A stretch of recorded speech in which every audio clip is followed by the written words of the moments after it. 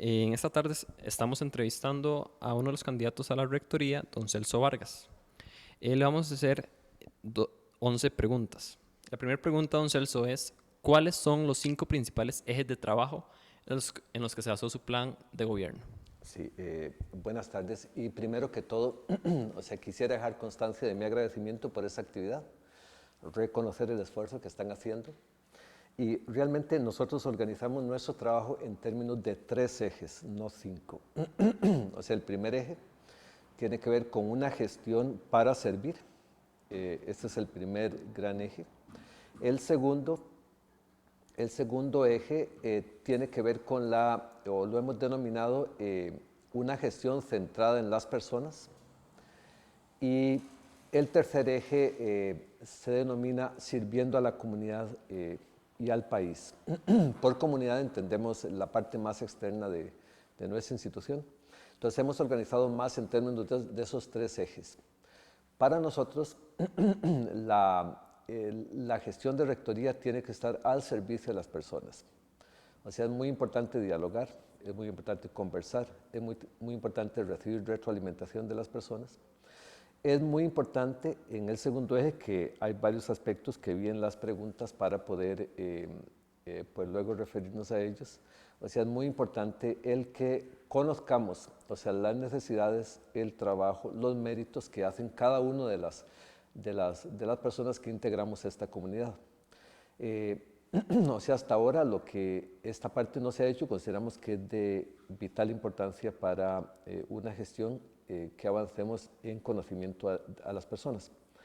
En el tercer eje, nosotros hemos visto como una tarea urgente el que la institución se vincule mucho más. Hemos visualizado y en la propuesta hemos plasmado varios mecanismos mediante los cuales esto se va a hacer. De hecho, también hay preguntas específicas donde vamos a desarrollar esto con mayor detalle, pero encontramos 2 ámbitos importantes en los cuales tenemos que incursionar. El primero de ellos tiene que ver con lo que los metodólogos en desarrollo económico local han denominado la gestión del territorio, que tiene que ver con la universidad influyendo en el entorno, digamos, inmediato. En este caso, digamos, en el caso de Cartago, pues el entorno aquí inmediato sería la provincia de Cartago. En el caso de San Carlos, claramente toda esta parte de la zona norte. En el caso de Limón, claramente la zona del Atlántico, y así en San José y Alajuela. Entonces, esta metodología de la gestión de los territorios la hemos reelaborado, para darle una especificidad a las necesidades de la institución. Y el otro gran eje tiene que ver con la vinculación a nivel centroamericano y el Caribe. Esto por una razón importante. Cuando nosotros vemos cooperación y cuando vemos cómo nos ve, por ejemplo, Europa a nosotros, siempre nos ven como una región, no como un país. Y toda la cooperación va orientada a mejorar la región. Nosotros lo que tenemos que hacer es introducirnos en esta dinámica y tratar de contribuir para mejorar el país y también para generar capacidades en la región centroamericana. Muchas gracias. La segunda pregunta sería, ¿cuáles cree usted que son las 3 necesidades principales del TEC? Bueno, nosotros hemos identificado en esto mucho más de 3 necesidades. Sin embargo, hay 3 necesidades que son fundamentales para nosotros. La primera es tomar en cuenta, más a los estudiantes. Y en esto nosotros hemos elaborado, 10 aspectos en los cuales nosotros vemos que el promoverlos potenciarían la participación de los estudiantes. El siguiente eje, tiene que ver precisamente con la segunda prioridad, tiene que ver precisamente con el sector docente, con el investigador y el extensionista. Porque en la institución, por una serie de problemas y limitaciones que hemos encontrado, realmente ningún sector es valorado apropiadamente. Y es importante comenzar a darle valor, valorar a estos sectores en una nueva dinámica, de manera que la contribución pueda ser más positiva. Y el tercer sector, claramente es el sector de apoyo a la academia. Para nosotros es muy triste en los análisis que hemos hecho, las visitas que hemos visualizado, por ejemplo, que en el caso de conserjería, la administración piense que es un problema de la unidad de conserjería, los problemas que están enfrentando ellos, cuando siempre la administración es corresponsable. O sea, la administración le corresponde gestionar, le corresponde intervenir y tratar de resolver los problemas que se presentan. Si pudiéramos entonces referirnos a 3 prioridades, yo diría que esas 3 prioridades son realmente importantes. Pero sin embargo, hay otras. Por ejemplo, las necesidades de nuestra comunidad inmediata, en la que nosotros hemos visto, o sea, cómo han llegado solicitudes para que puedan ser atendidas por la institución y no ha habido capacidad de respuesta. Esto tenemos que articularlo. En nuestras visitas, porque ha sido muy diversa, por ejemplo, hemos visitado para ver un poquito al Hospital Max Peralta, por ejemplo, para ver las cuestiones en casos de urgencias y hospitalizaciones donde hay necesidades urgentes en las que la institución puede intervenir y puede resolver problemas con soluciones creativas, utilizando estudiantes para resolver algunos problemas de movilidad física, por ejemplo. La tercera pregunta sería, ¿cuál es su equipo de trabajo si queda electo por la rectoría? Es decir, los puestos de confianza como vicerrectorías. Sí, en esto, o sea, yo no voy a dar nombres porque de hecho hay personas que hemos identificado, nosotros hemos hecho un análisis de ir viendo personas y decir, eso nos conviene. O sea, hay algunos que sabemos que tienen un compromiso muy fuerte con la institución, pero que no están apoyándome a mí, por ejemplo. Pero que sí tienen un compromiso, que usted después les dice, me gustaría que usted nos acompañe, lo harían. Pero nosotros lo que buscamos son personas que reúnan las siguientes características que son importantes para nosotros. Primero, o sea, que sean personas que respeten a los demás. Pensamos que el respeto es fundamental. Eso significa que debemos reconocer sus capacidades y tenemos que también reconocer sus diferencias. Y en este marco tratar de promover un clima, digamos, más armonioso. Además de esto, tienen que ser personas a las que les guste trabajar en equipo. Nosotros no pensamos que equipos atomizados o equipos que no estén cohesionados no convienen a la institución. O sea, es importante que nosotros nos apoyemos. El rector, en este caso, está para apoyar y para cohesionar este grupo y así tiene que hacerlo. La tercera característica que buscamos es que sean personas que tengan presencia en la institución, que estén ocupadas y preocupadas por los problemas de las personas. En ese sentido, nosotros hemos visto una gran ausencia en los últimos años y pensamos que es importante que la administración tenga esta visión. La cuarta característica es que sean personas a las que les guste comunicarse o estén interesados en comunicarse y visitar, que visiten para conocer los problemas dentro de su ámbito y que procuren encontrar soluciones. Muchas de esas soluciones, lo que hemos visto, es que no se resuelven en una sola vicerrectoría. O sea, requieren la convergencia, requieren el apoyo de los otros miembros del Consejo de Rectoría. Y por esto es que nosotros apostamos por un grupo, o sea, muy cohesionado, un grupo que se identifique y que se dé cuenta que todos son importantes para resolver un problema. O sea, muchas de las cuestiones que nosotros hemos identificado en el plan de trabajo, por ejemplo, problemas que enfrentan los estudiantes en lo que es permanencia y éxito estudiantil, muchos tienen que ser resueltos por las 2 vicerrectorías, no por una sola, y requerirán también el apoyo de otros sectores, bueno, de la vicerrectoría de administración. Nosotros vemos esto como una unidad y así es como lo estamos planteando. Entonces, no pensamos ahora en personas específicamente, sino en ese tipo de perfil que esperamos, bueno, con el cual conformaríamos el equipo de trabajo. La siguiente pregunta es sobre el Fondo Especial para la Educación Superior. ¿Qué medida piensa realizar para rendir cuentas de una manera más eficiente y eficaz al pueblo costarricense, no solo al Poder Ejecutivo o Legislativo? Sí, o sea, aquí hay varias cosas. Nosotros hemos analizado el problema del FES con mucho detalle, porque es uno de los enormes retos que enfrentamos este año. Este año se estaría negociando el 6º, creo, 5º convenio del FES por los siguientes 5 años. Nosotros tenemos una clara conciencia de que el FES no va a ser suficiente, o sea, para financiar todas las actividades de la institución.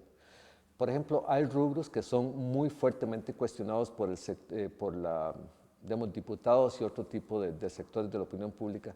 Uno de ellos es, por ejemplo, las anualidades. O sea, nosotros pensamos que las anualidades son un derecho y es importante, debemos conservarlo, pero pensamos que debemos financiarlo de manera diferente, debería ser con fondos adicionales. Debemos conseguir recursos adicionales que permitan financiar esto, más otros programas estudiantiles, porque, o sea, nuestra convicción es que no es correcto, por ejemplo, tener buenos salarios mientras no se mejoran becas y los montos de asistencia. Nosotros pensamos que todo tiene que ser igual. Si nosotros no pensamos como comunidad, o sea, nosotros debemos avanzar en ese sentido. Entonces, hay una parte aquí muy importante de indicadores de desempeño. Estamos promoviendo, y así lo plasmamos dentro de nuestro plan de estudio, que es muy importante documentar. Es muy importante que documentemos el impacto de las prácticas de especialidad de los trabajos finales. Tenemos que documentar para ver cuánto se ahorró, por ejemplo, una empresa, cuánto se ahorró una entidad, una institución, para poder cuantificar y tener datos más claros del impacto que tiene la acción universitaria a nivel del país. Y esto claramente tiene que ver con rendición de cuentas. Tenemos que ir cuantificando y estableciendo los indicadores que nos permitan dar una mejor respuesta o rendición de cuentas a la ciudadanía.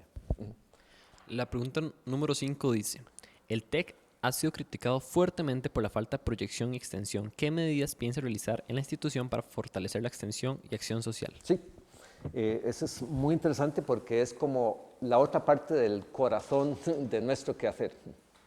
Nosotros hemos visto que falta, o sea, el articular, el integrar, el tener una visión clara de que es importante la promoción de grupos multidisciplinarios que puedan resolver, digamos, problemas. Le pongo solamente un ejemplo. En este caso que nosotros hablábamos del Hospital Max Peralta, bueno, que también vimos en el geriátrico, hay aquí todo un programa con un gran potencial, un laboratorio, el laboratorio de ergonomía, que tiene un enorme potencial en el desarrollo de soluciones para movilidad física en el caso de estos hospitales. Hemos visto el problema de cuando se tiene que desplazar a un paciente de una cama a otra.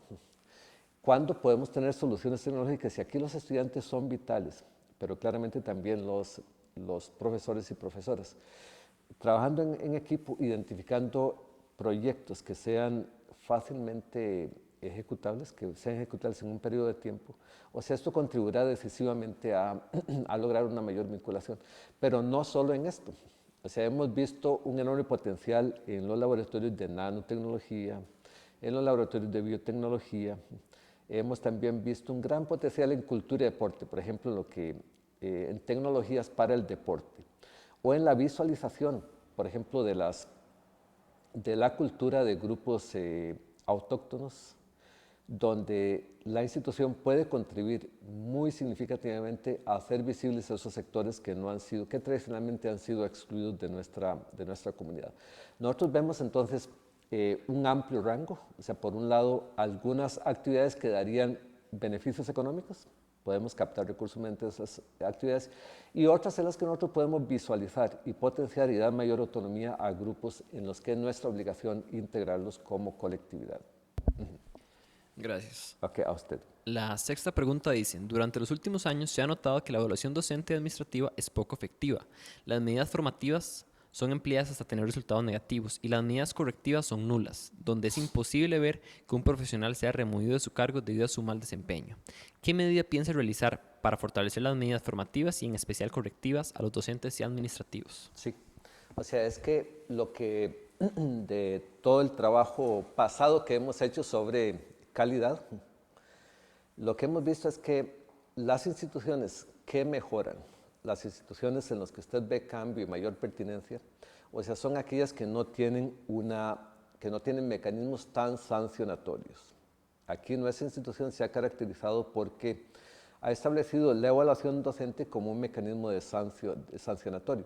Nosotros más bien pensamos que debe ser al revés, o sea que nosotros debemos usar la evaluación docente para ver aquellos aspectos en los que se deben mejorar.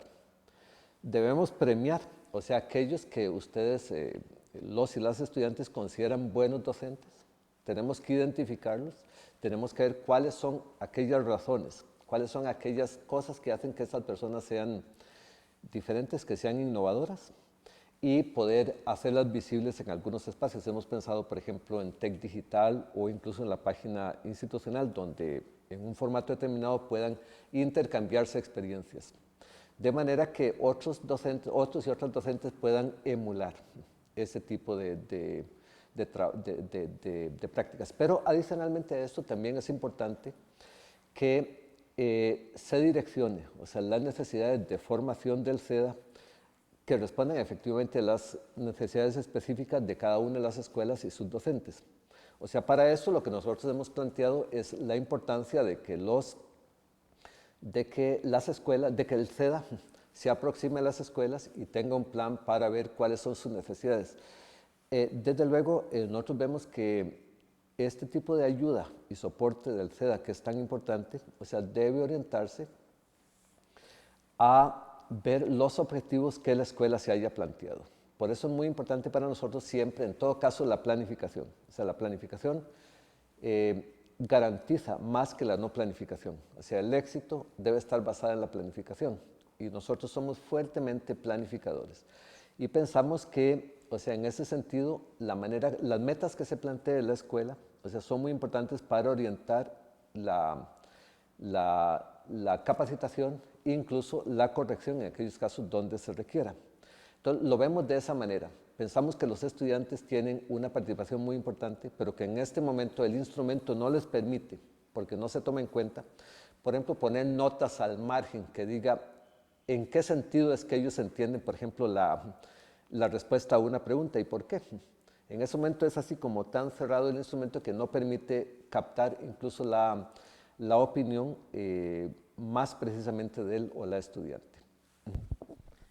La pregunta número 7 dice, en vista de que en los últimos años la delincuencia en los alrededores de las sedes y centros académicos han aumentado y la seguridad de los estudiantes se ve en riesgo, en caso de ser electo, ¿qué medidas correctivas y efectivas considera aplicar ante esta situación, tanto en la sede central como en los demás recintos? Sí, no, en este caso es que ya desde hace como 3 años nosotros comenzamos a trabajar con lo que ahora es la Unidad de Seguridad y Vigilancia. O sea, hace 3 años, de hecho, había muchísimo más conflictos. Yo me siento muy bien de ver cómo la Unidad de Seguridad y Vigilancia ha evolucionado. O sea, ahora la forma de trabajar es muy diferente a la que teníamos hace unos 3 años. Aquí Ana Rosa Ruiz, debo reconocerlo, ha sido una persona extraordinaria que contribuyó, o sea, de manera muy decisiva, muy positiva a la creación de la Unidad de Seguridad y Vigilancia. Pero claramente ahora tenemos enormes retos. O sea, el primero de ellos es dar equipos más adecuados para que esta unidad pueda desempeñar mejor su trabajo. Segundo, tenemos que uniformar. O sea, estamos convencidos en esto de que debe haber una sola cabeza y un solo lineamiento sobre cómo debe ejercerse la seguridad y vigilancia en todas las sedes. Porque en San José, por ejemplo, hay una parte de la vigilancia que está en manos privadas. Nosotros pensamos que esto es muy inconveniente. Tenemos razones fuertes para pensar que muchos de los robos que se dieron ahí pudieron estar involucrados algunas de estas personas y es conveniente que la seguridad esté en manos confiables. Y lo mismo pensamos que debe hacerse con la seguridad en las otras sedes. Entonces lo que nosotros estamos proponiendo es un esquema. Claramente hay que acompañarlo con tecnología. Por ejemplo, el sistema de vigilancias hasta ahora es un sistema local. Sabemos que hay un problema tecnológico que habrá que resolver ahí. Pero sin embargo es muy importante que ellos puedan contar con todos los recursos para poder hacer más efectiva su labor. Claramente, o sea, muchos de los actos delictivos que se han dado aquí en la institución, bueno, que se han dado, perdón, en los últimos días han sido fuera de la institución. O sea, están de esta parte más fuera del perímetro de la institución, pero pensamos que es muy importante la coordinación con la fuerza pública y el establecer otro tipo de mecanismos que permitan que se haga más efectivo el acompañamiento. Claramente, a mí me parece que hay una parte de cultura que es importante promover. O sea, en un contexto de inseguridad es muy importante, si es posible, o sea, con estudiantes, definir, por ejemplo, horas seguras o momentos en las horas seguras para poder salir de la institución y poder recibir el acompañamiento correspondiente. Claramente, nosotros hemos visto el enorme progreso y yo me siento muy bien de ver cómo la unidad ha crecido. Como le digo, yo personalmente he estado pues, muy vinculada a la unidad y es muy interesante el trabajo que han hecho. Pero falta dotarles de más equipo, de más incentivo, de más coordinación y darles a ellos el lugar que se merecen. La octava pregunta dice, debido a la importancia en que radica que se fomente la investigación dentro de la institución, ¿qué medidas piensa tomar en caso de ser electo para fomentar la participación de los estudiantes en las investigaciones de forma proactiva? Sí, nosotros agregamos dentro del plan de trabajo, de hecho, varias iniciativas que involucran estudiantes. O sea, el primer aspecto que quería mencionar es que dentro de los buenos docentes, el reconocimiento de los buenos docentes, hay unos que a nosotros nos interesaría muy en particular, que son aquellos docentes que permiten integrar docencia e investigación, que permiten que los estudiantes participen directamente. Queremos identificar para conocer sus experiencias, documentar y potenciar. Pero por otro lado hemos incluido como plataforma o como lineamiento institucional el programa que hemos llamado Talento Estudiantil. Ese busca complementar y en esto hemos conversado con Administración de Empresas porque ellos tienen mucha experiencia y mucho camino recorrido en lo que es la parte esta de emprendedurismo. Conocemos de la iniciativa del Centro de Emprendimientos. Queremos hacer un trabajo más cercano para poder ver el potencial que ellos tienen para poder incorporar nuevas iniciativas. Pero este programa de talento estudiantil, tal y como lo estamos viendo, es un proyecto con financiamiento externo. O sea, queremos buscar financiamiento de entidades donantes en el marco de nuestros grupos que hemos llamado grupos agenciales, de manera que los estudiantes puedan incorporarse y ser creativos. Esto lo hemos estudiado con bastante detalle con grupos de estudiantes durante estos días, digamos el mes antes, para poder ver, o sea, cómo podemos integrar estas necesidades a un plan general de desarrollo institucional. Hemos visto muchas posibilidades, hemos conversado con mucha gente para ver si es posible, si es realista tener un plan de un financiamiento externo para este tipo de proyectos y claro que sí. Por ejemplo, en aquellos casos donde puede haber soluciones a problemas que necesite, que se digamos el hospital o que necesiten otros, hay forma de conseguir recursos para poder financiar este tipo de actividades. Entonces la idea es tener dinero, darle a los estudiantes, a los y las estudiantes, recursos para que en trabajos multidisciplinarios, claramente con el asesoramiento de profesores o profesor, puedan desarrollar iniciativas que vayan poniendo de manifiesto la creatividad, la innovación y este trabajo en equipo que se requiere en este momento. Nosotros buscamos con este proyectito de talento estudiantil inculcar y profundizar algunas de las capacidades que se le han llamado tradicionalmente como capacidades blandas, que es la capacidad de trabajar en equipo, la capacidad de liderar grupos, la capacidad de comunicar y la capacidad de resolver problemas.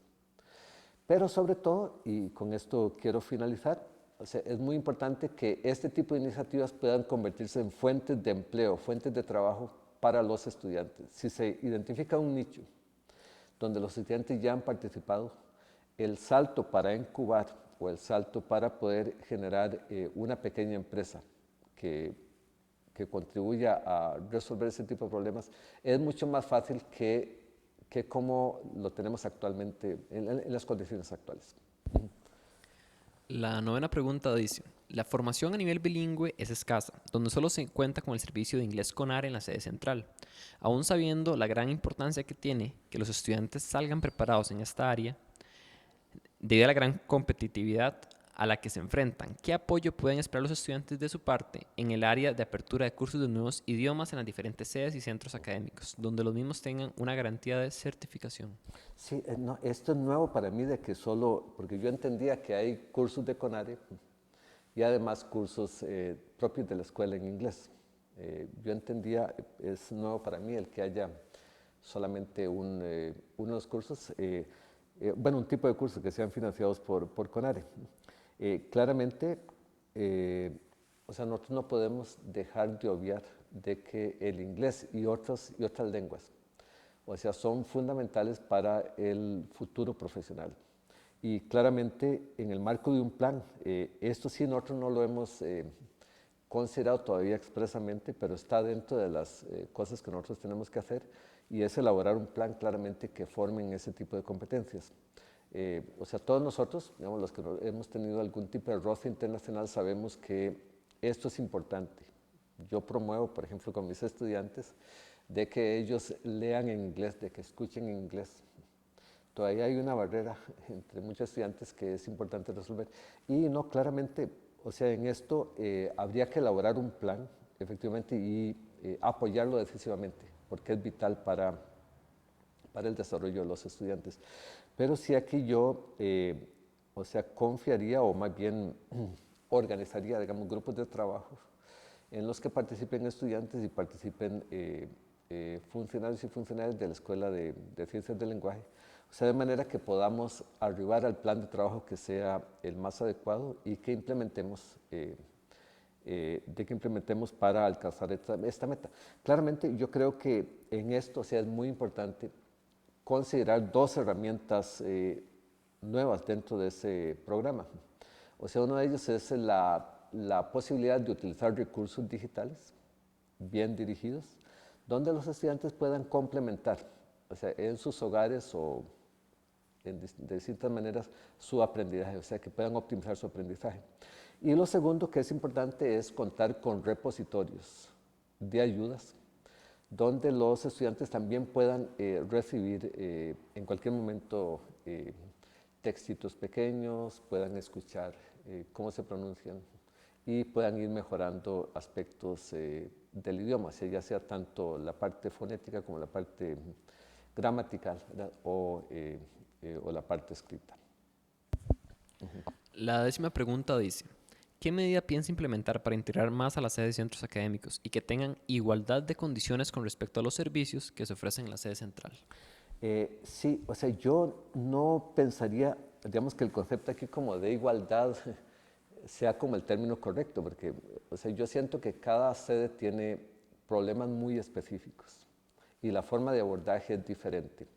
Quiero ponerle un ejemplo. O sea, aquí en Cartago, por ejemplo, las residencias son muy importantes para los estudiantes.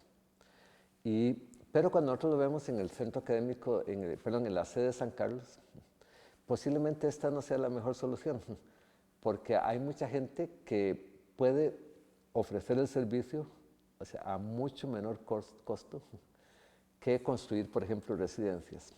Entonces ahí la solución tenemos nosotros que adecuar, tenemos que dar condiciones para que la gente, para que los estudiantes puedan desarrollar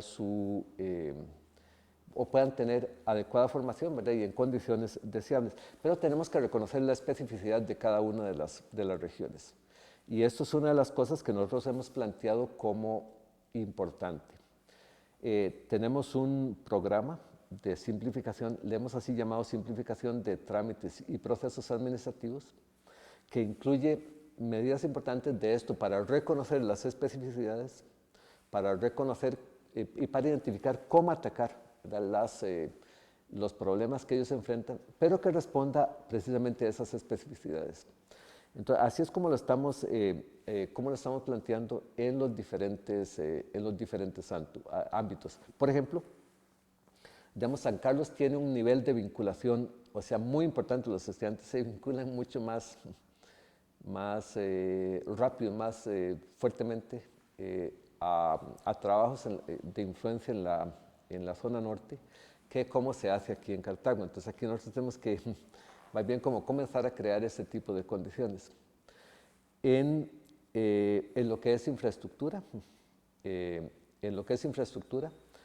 hay sí efectivamente unas capacidades desiguales que es importante pues atacar en la parte de equipamiento que hemos también incluido como una propuesta importante, el que a nivel institucional hay un plan con metas bien definidas y con un horizonte claro de equipamiento, pero eso también tiene que responder igual a las necesidades. Cuando yo he ido, por ejemplo, a la sede de San Carlos, usualmente las necesidades tienden a ser un poquito diferentes de las de aquí. Entonces tenemos que ser muy sensibles a cuáles son las necesidades de cada una de las sedes y centros académicos, de manera que podamos resolverlas y que efectivamente sean lo que ellos y ellas necesiten.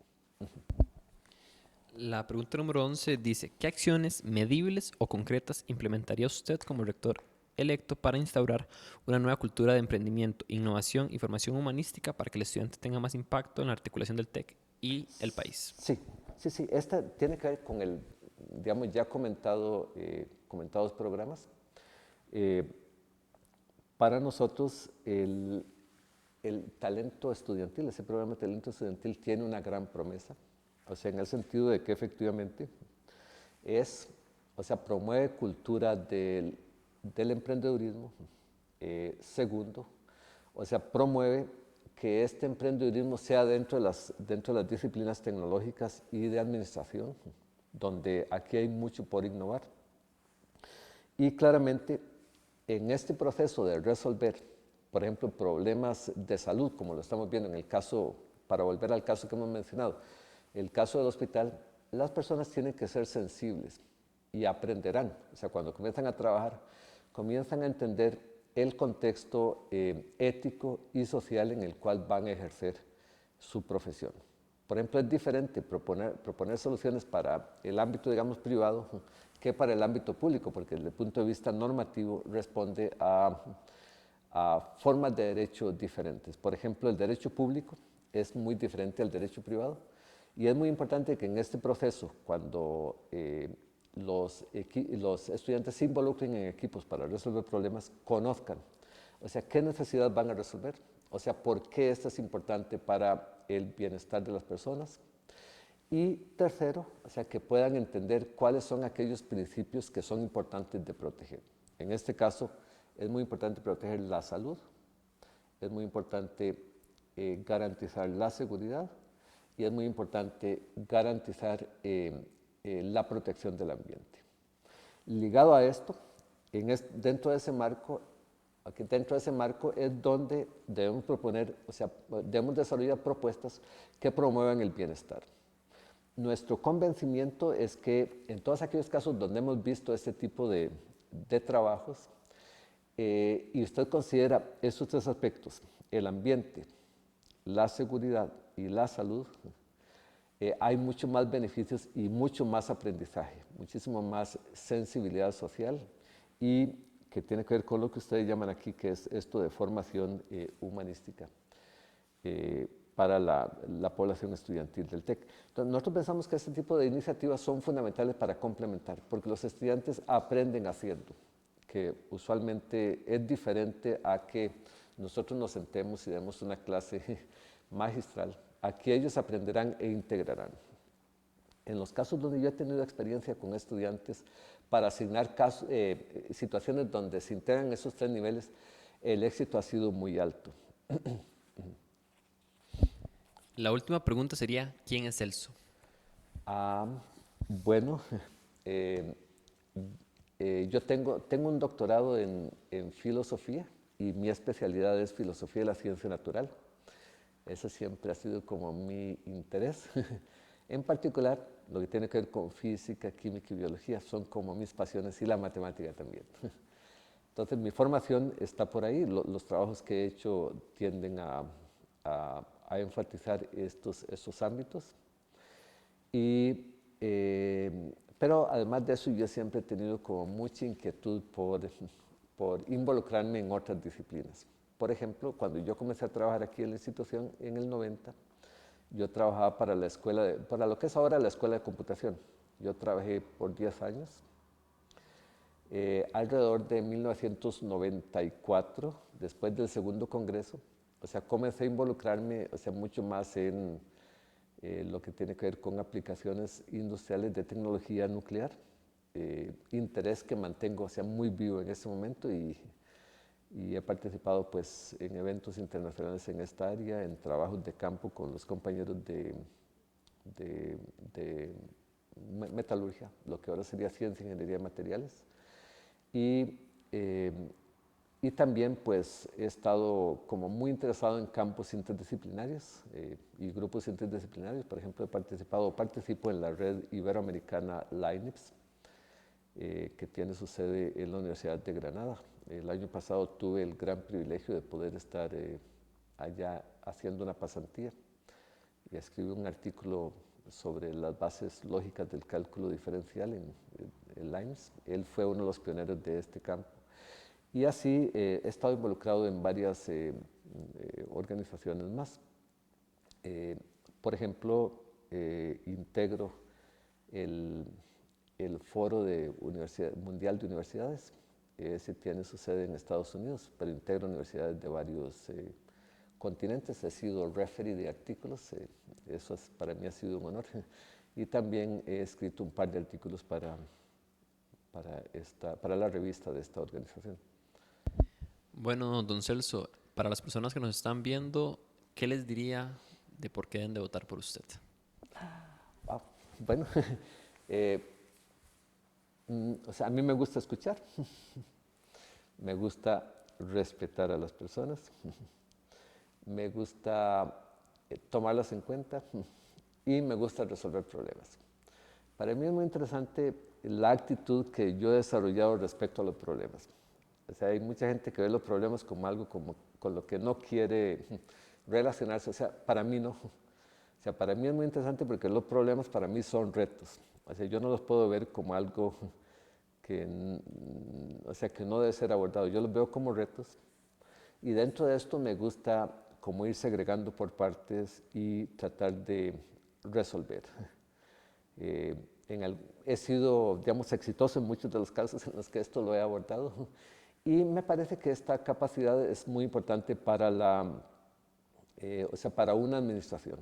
Yo creo firmemente en lo que he dicho en esa entrevista, de la planificación. Yo creo que es muy importante planificar, es muy importante convertir esa planificación en metas, irlas midiendo y ver cómo vamos alcanzando estas metas. Pero además de esto, o sea, yo sí tengo la fuerte convicción de que, digamos, un líder de la institución es alguien que no sabe todo. O sea, tiene un horizonte, este horizonte tiene que ser compartido con los demás sectores, pero sin el apoyo de los otros sectores no puede, de hecho, la institución salir. Si yo pudiera resumir, por ejemplo, o decir cómo sería un informe de gestión que uno deba presentar aquí en el AIR, o sea, yo no diría esto es, o sea, yo no diría esto es lo que yo he hecho durante este año, sino yo diría esto es lo que yo, facilitando el trabajo, permití que los demás hicieran. O sea, a mí me parece que esta parte de potenciar, esta parte de dar capacidad, de dar posibilidad a las iniciativas de los demás, es una parte que nosotros tenemos que rescatar y tenemos que incorporar dentro de nuestra institución. Bueno, yo diría que esas son algunas cualidades que yo he desarrollado durante estos años y que pongo al servicio de toda la comunidad institucional. Bueno, don Celso, muchas gracias por la entrevista y gracias a los que nos han estado viendo en esta entrevista.